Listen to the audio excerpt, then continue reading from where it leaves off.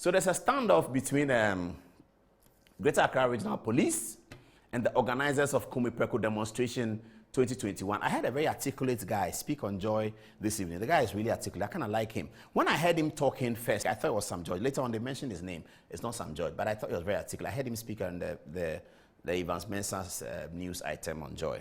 Top story, they call it. Now, he was quite livid and angry. I share his pain about the response from the police. So these people had written a letter pursuant to the 1992 Constitution, freedom of association fundamentally, of course, which had gone to courts in those days. You know that there was a famous story called MPP and the IGP, and out of that case, the Public Order Act was created by Parliament. So under the Public Order Act, if you want to do a demonstration, if I want to do a procession with some people here, I have to, as the law says, to notify the Ghana Police Service. So I think they did that notification. In the letter to the police, they clearly indicated that they had notified the police. Now, the Police Regional Command is responding in a way that they don't like. The Police Regional Command is responding to tell them that maybe you cannot have your Kumepreko 2021 demonstration. And photographs, I'm showing you, some of it is the old Kumepreko. And some of the recent demonstrations we've had in Ghana. Ghana is a great country. I think that we're on a great path to build a very successful and powerful democracy in Africa. Let's keep it like that, okay? So this guy was quite livid that the police have written to him that because of COVID restrictions, he will not be able to hold the procession. He was very concerned. Now, the procession has a very historic sort of path that they've drawn. They are beginning at the Independence Square. They go to 28th February. They go to the Accra Sports Stadium. And it's on May 9th that the people died at the stadium in 2001. And so they put a lot of history in it, which I like. I love history. And I like anthropology. So when I heard the route, I thought, well, it's kind of interesting. So they put that together. The police are telling them that the COVID restrictions, Public Order Act amendment, which creates the COVID restrictions, is still by and large in force. And so they will not be able to gather people and proceed with them within the context of the COVID restrictions. In his anger, he cited things that he said Minister Kojo Ponkroma had said during the election that political parties were not violating the COVID thing. He was very angry. What it looks like at this stage in the standoff is that the police are probably going to go to court to take a restraining order against these young men and ask them to wait until the COVID restrictions are over. But that's what I noticed about the confrontation, and I thought that we should make a comment on the standoff. It wasn't originally part of our program, just as I was coming in, I had it. So that's the standoff. Now, I'm saying all of these things for our younger viewers because we are getting some younger viewers. I'm now going to take you back to 1995. Is it May 9th or May 11th? I'm still not sure. But if it's May 9th, I'm taking you back to May 9th, 1995. The photograph you see behind me, Nana Akufo-Addo, Reku Brobe, all of that. When they finished the demonstration, the Ghana Broadcasting Corporation, which covered the event, the only television station at the time, with a great lady called Susan Hassan, read the news on that fateful weekday. I think it was a Tuesday.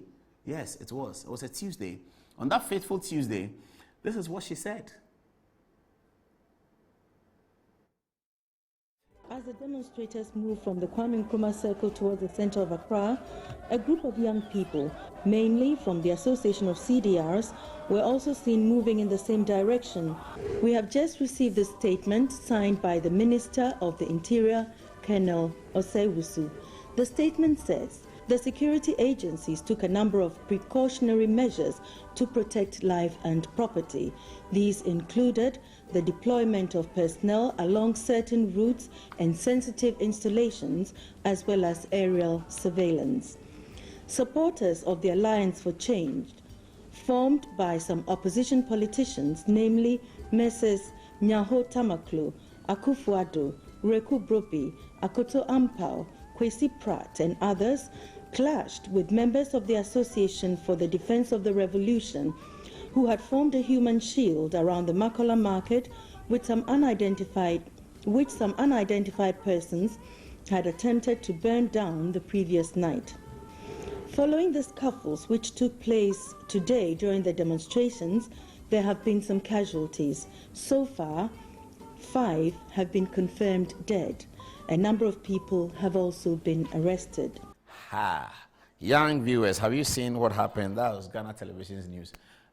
for Kumepreko. I just brought it back so that you just acquaint yourself with the history. So the organizers of today's demonstration are calling it Kumepreko because they say that the situation is the same. Those of you who don't know, Kumepreko was organized when the PNDC government, oh no, at that time it was the NDC government. The first NDC government, 1995, the first term of Flight Lieutenant Rawlings, introduced the value-added tax. The government was seeking to raise excessive revenue to look after the people of Ghana, and then they brought the value-added tax. Opposition people believed that the tax was an obnoxious one and that it was not credit-worthy, it was not thought through well, and it was just a way for the government to raise more money without doing the work. And so they hit the streets. In those days, you couldn't really demonstrate. There was no Public Order Act. So what they did was that they applied the 1992 Constitution, the freedom of association and freedom of expression. There were no radio stations, so it was mass mobilization. Last year, on the anniversary of the Kumepreko, I spoke to Kwesi Pratt in the studio. Those of you who can go on our Facebook page, you see that interview. He walked us through what happened that day.